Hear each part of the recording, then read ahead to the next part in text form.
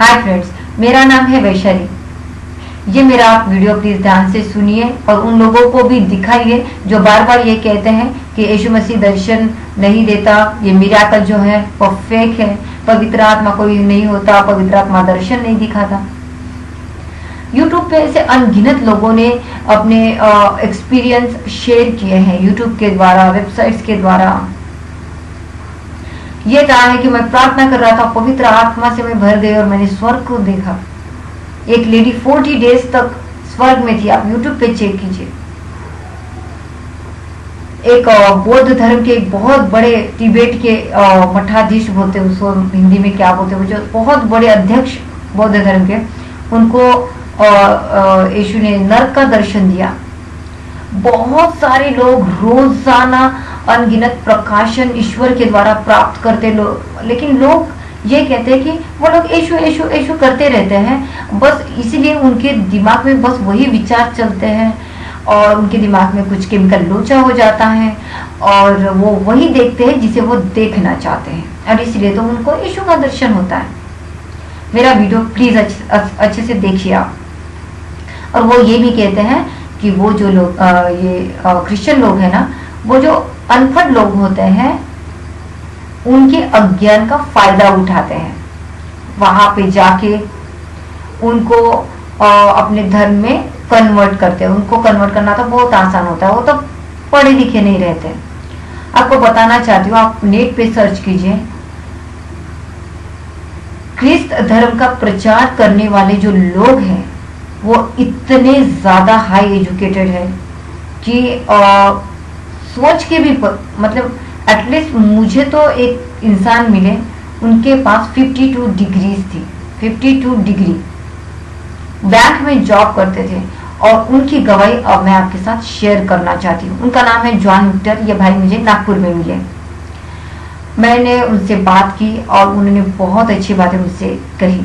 उन्होंने कहा कि उनके लाइफ में कोई नहीं था, वो बस ऐसे जी रहे हैं। एक दिन उनके जीवन में इतनी निराशा आ गई, उनको लगा मुझे आगे पीछे कोई नहीं है, मेरे माँ बाप नहीं है, मेरे भाई बहन नहीं है, मैं अकेला हूँ, मैं क्या करूँ ये लाइफ जी के।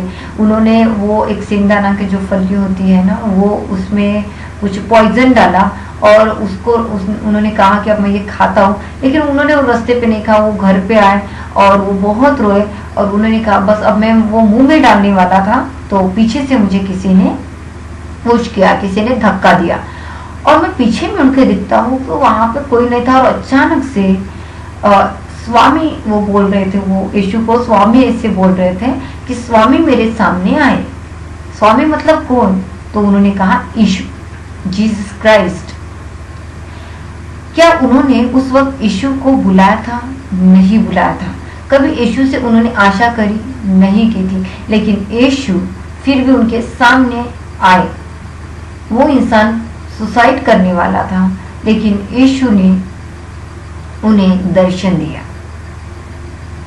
क्योंकि उनका मन बहुत साफ था। दोस्तों, बहुत अच्छे इंसान है। फिर ईश्वर ने उनको इतना आशीर्वाद दिया कि वो जॉब करने लगे बैंक में और उन्होंने इतनी सारी डिग्रियां हासिल की। अब क्या ये अनपढ़ इंसान है जिनके ऊपर आप विश्वास नहीं करोगे? और उनको किसने कन्वर्ट किया क्रिश्चियनिटी में? यीशु प्रभु ने उनको बताया कि अब क्रिश्चियनिटी कोई धर्म नहीं है, ईसा मसीह कोई धर्म नहीं है, वो हर जाति का परमेश्वर है।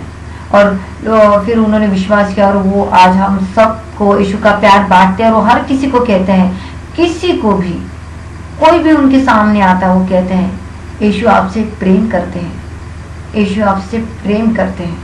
ओ माय गॉड, जब उन्होंने वो वर्ड हमको भी, मुझे भी कहा तो इतना अच्छा लगा, यीशु आपसे प्रेम करते हैं। वाह। उसके बाद कुछ दिनों बाद मैं नागपुर के एक प्रोग्राम में गई, वहां पे मेरे पीछे एक लेडी बैठती थी।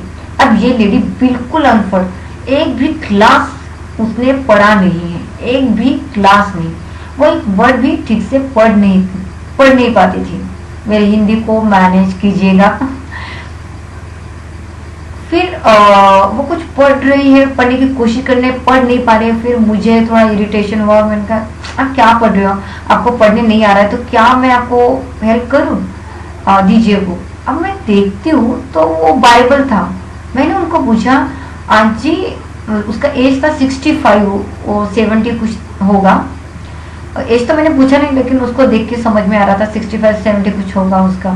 तो मैंने कहा जी आपको देख के ये नहीं लगता कि आप क्रिश्चियन हो? आप क्रिश्चियन हो? आप ये बाइबल है ना, आप बाइबल पढ़ रहे हो? तो उसने कहा इनोसेंट से, हाँ बाइबल है, बाइबल। मराठी में वो बोल रही थी। मैंने कहा आपने कैसे ये इशू पे आप कैसे आए, मतलब कैसे क्रिश्चियन धर्म में आए? उसने कहा क्रिश्चियन धर्म, स्वर्ग का राजा, ऐसे वो बोल रही थी। मैंने बोला आप थोड़े अच्छे से समझाएंगे? तो उसने कहा हो मैं समझाते ना, मतलब मैं बताती हूँ। तो उसने कहा कि मैंने अपने धर्म के बहुत सारे भगवान की मूर्ति बनाई।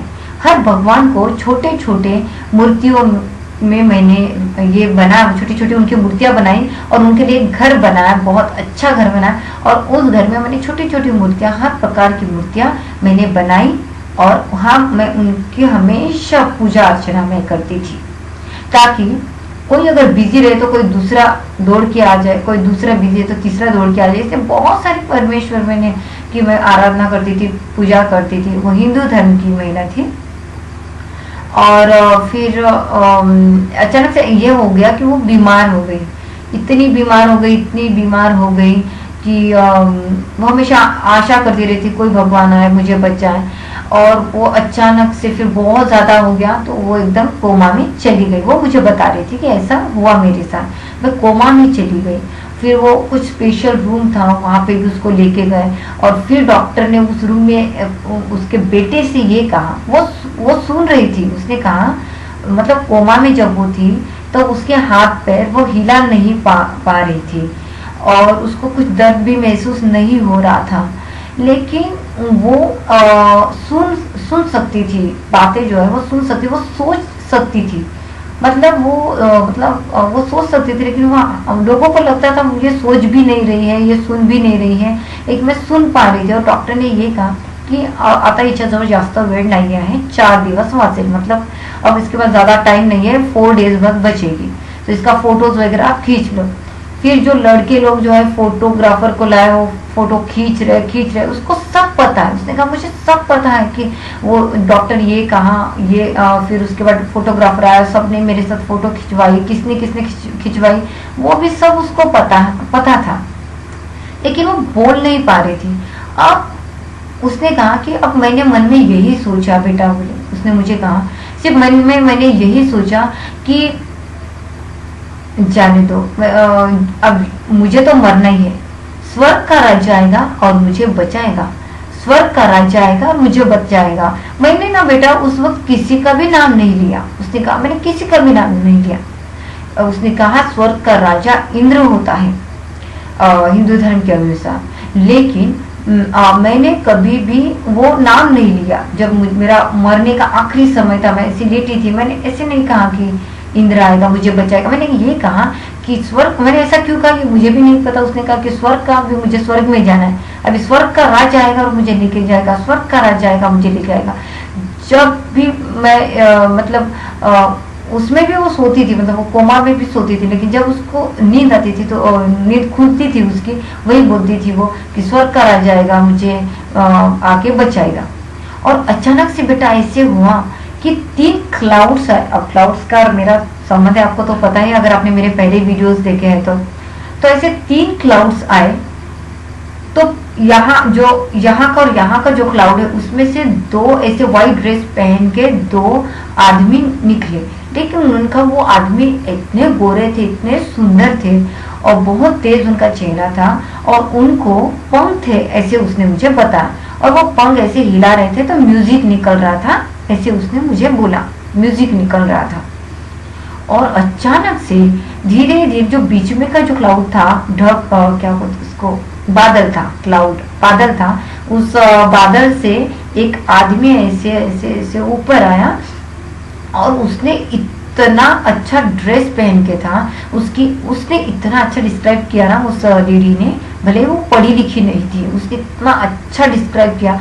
उसने कहा उसकी आंखें नीली थी और वो इतनी सुंदर थी, अब बात कर रही थी उसकी आंखें, उसने कहा उसके ओठ बहुत सुंदर थे, उसने गाल ऐसे थे, उसके बाल इतने लंबे थे।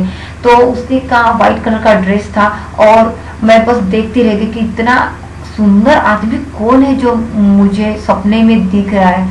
तो उसने कहा कि ऐसे हाथ किया, और उसने कहा कि उसने मेरे हाथ पे रख दिया, लेकिन वो सपना नहीं था। उसने कहा कि पहले उसको लगा कि वो सपना है, लेकिन अगर सपने में कोई आता है तो डायरेक्टली ऐसे टच थोड़ी होगा।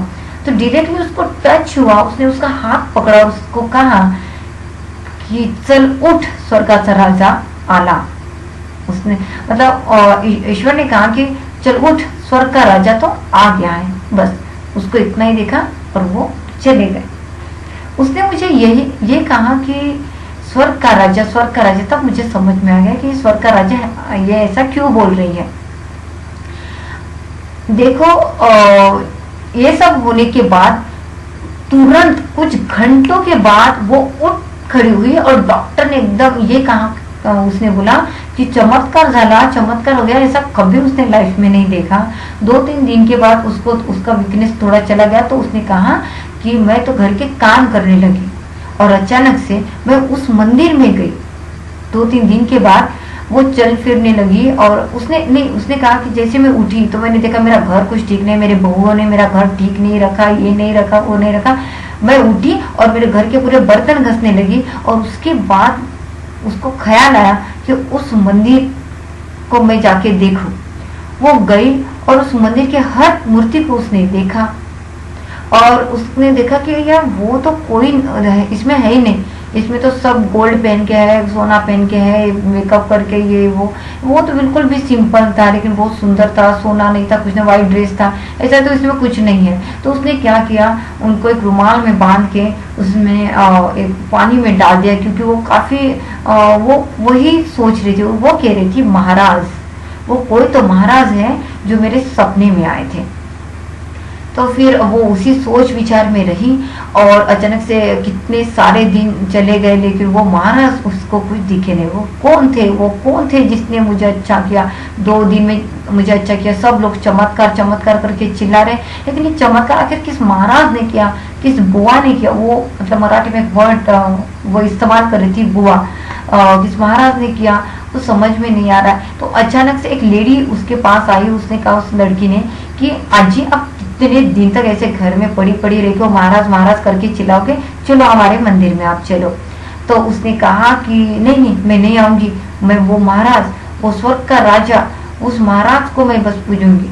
तो उसने कहा चल चल कुछ नहीं होता, तू चल मेरे साथ। उसको जबरदस्ती से वो उस मंदिर में उसको लेके गई। अब उस मंदिर में, वो मंदिर एक्चुअली चर्च ही था, लेकिन वो मंदिर कह रही थी। तो वहां पे उसको यीशु का एक फोटो दिखा, और उसने कहा कि बेटा, मैं वो फोटो देख के एकदम से वो फोटो की तरफ दौड़ी, और मैंने कहा यही वो महाराज है। मतलब मराठी में उसने कहा हास तो महाराज है, हास तो महाराज, मतलब यही वो महाराज है, यही वो महाराज है। और फिर अचानक से वो पास्टर, अरे आप इतनी बुजुर्ग औरत ऐसे दौड़ के कैसे मतलब आए हो यहाँ पे, मतलब। तो उन्होंने कहा कि ये महाराज है, ये महाराज है, उन्होंने मुझे सपने में आके दर्शन दिया, और उसने मुझे अच्छा किया, ये वही महाराज है। तो पास्टर ने कहा कि ये वो महाराज है, इसे आप स्वर्ग का राजा कहिए। तो देखिए दोस्तों, मैं आपको ये कहना चाहती हूँ कि ईश्वर हर किसी का है। वो अनपढ़ लोगों का है, वो बहुत ज्यादा हायर एजुकेशन जिनका है उनका है। और ये दोनों जो गवाहियां मैंने आपके सामने रखी है, वो लोग हैं जिन्होंने यीशु को कभी देखा भी नहीं। अब ये लेडीज तो, जॉन विक्टर भाई ने तो यीशु के बारे में सुना था, लेकिन ये जो लेडी है उसको तो क्रिश्चियन धर्म है ये भी नहीं पता, कोई यीशु नाम का भगवान है ये भी नहीं पता था उसको।